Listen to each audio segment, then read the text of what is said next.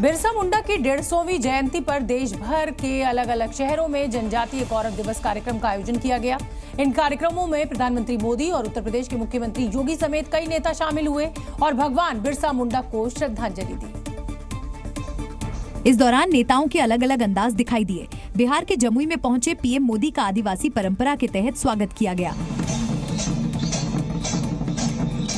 आदिवासी समुदाय के कलाकारों ने पारंपरिक वाद्य यंत्रों के साथ डांस करते हुए पीएम मोदी की अगुवाई की। इस दौरान प्रधानमंत्री इतना भाव विभोर हो गए कि उन्होंने एक कलाकार के हाथ से वाद्य यंत्र खड़ताल ले लिया और उसे बजाने लगे।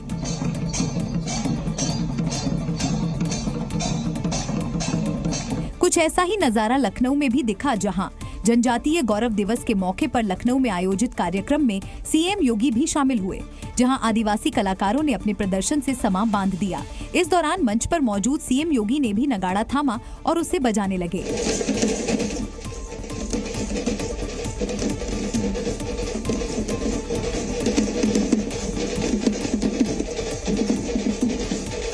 संसद परिसर में भी भगवान बिरसा मुंडा को श्रद्धांजलि दी गई। इस कार्यक्रम में उपराष्ट्रपति और लोकसभा अध्यक्ष समेत कई नेता शामिल हुए। वहां आदिवासी कलाकार अपनी कला का प्रदर्शन कर रहे थे। तभी उपराष्ट्रपति ने एक कलाकार से पारंपरिक ढोल ले लिया और उसे बजाने लगे।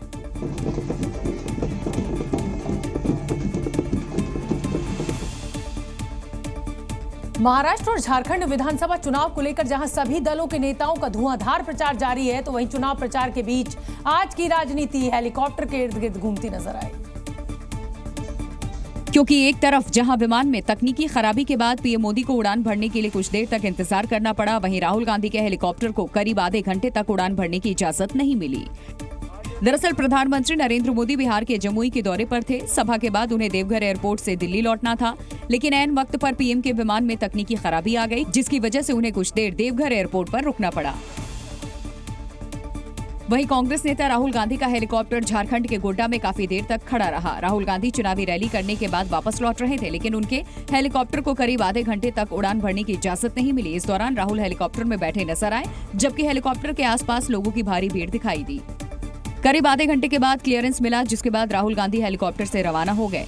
इस बीच महाराष्ट्र के हिंगोली में गृह मंत्री अमित शाह के हेलीकॉप्टर की जांच की गई। अमित शाह चुनाव प्रचार के लिए हिंगोली पहुंचे थे, तभी चुनाव आयोग के अधिकारियों ने उनके हेलीकॉप्टर की छानबीन की। खुद गृह मंत्री ने सोशल मीडिया पर एक वीडियो शेयर करते हुए इसकी जानकारी दी। उन्होंने अपने पोस्ट में लिखा कि बीजेपी निष्पक्ष चुनाव और स्वस्थ चुनाव प्रणाली में विश्वास रखती है और माननीय चुनाव आयोग द्वारा बनाए गए सभी नियमों का पालन करती है।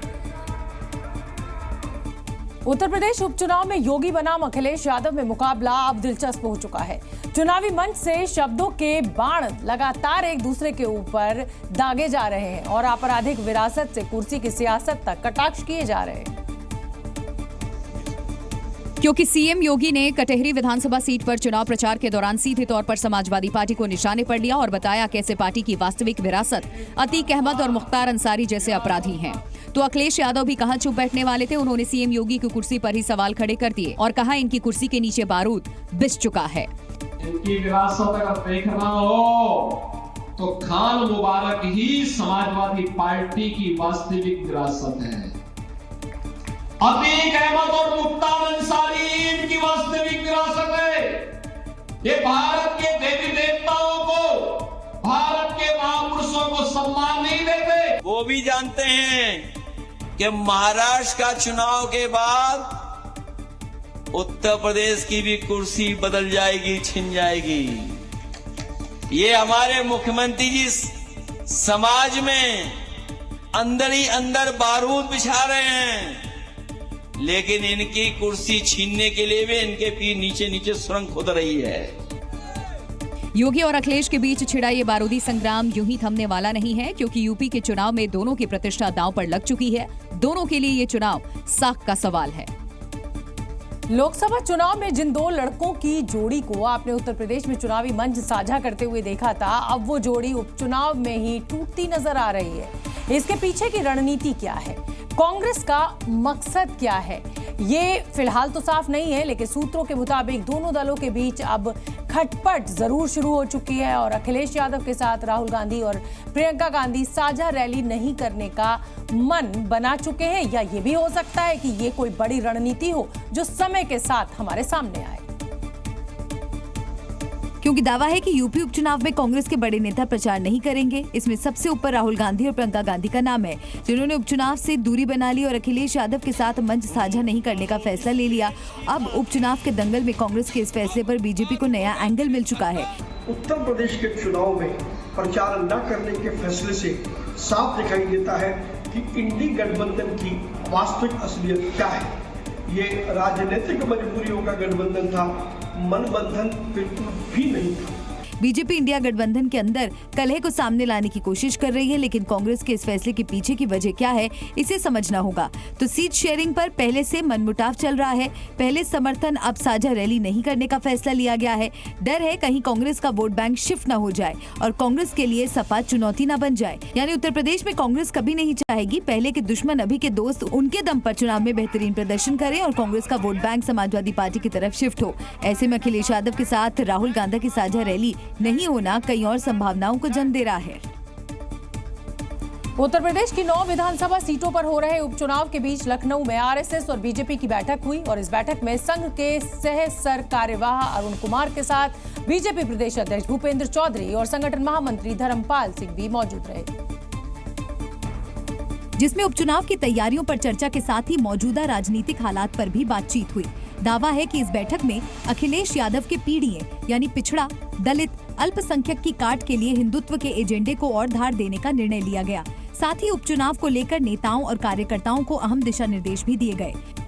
संघ, सरकार और संगठन किस तरह एक साथ मिलकर इन उपचुनावों में उतरने जा रहा है, इन उपचुनावों में कैसे कार्यकर्ताओं नेताओं को बैठक करनी है, इसको लेकर भी जरूरी दिशा निर्देश दिए गए हैं। जानकारी के मुताबिक बैठक में उपचुनाव में सामाजिक समीकरण साधने को लेकर भी चर्चा हुई।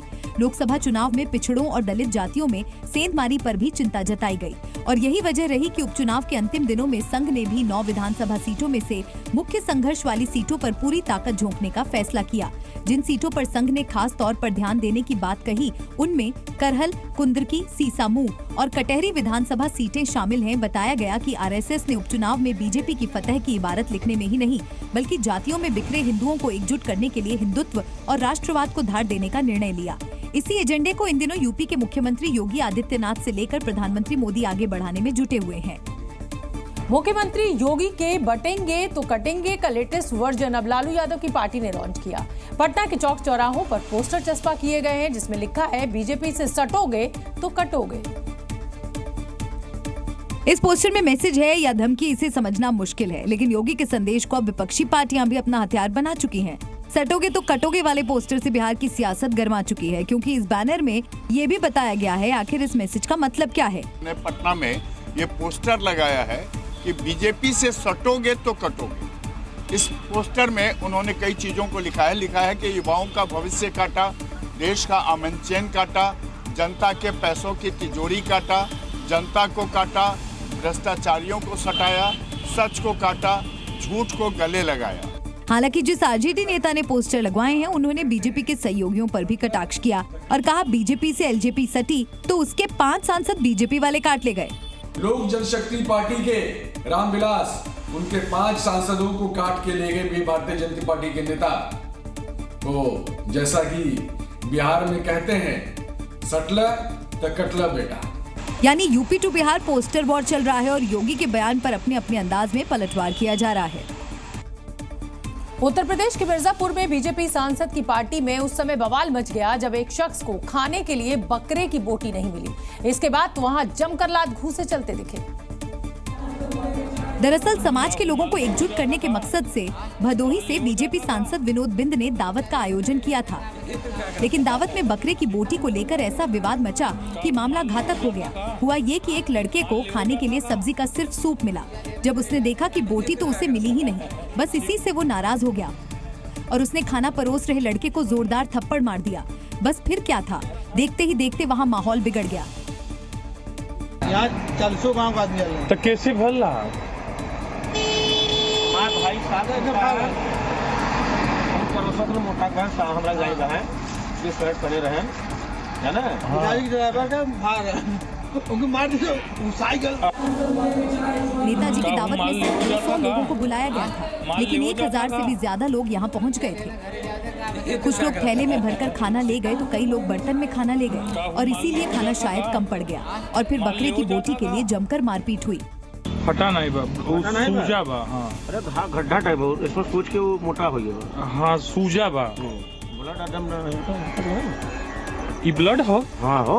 अरे मोरा माई हो है, देखा था मजे का भल बटा मिला के यहाँ से लेके यहाँ तक ब्लड पूरा इतना भी गई भाग। अच्छा ब्रेक पे टाका चला तो कहाँ बाबू? हंगामे के बाद कुछ देर के लिए दावत बंद कर दी गई, लेकिन बाद में दोबारा से दावत शुरू हुई। Zee News.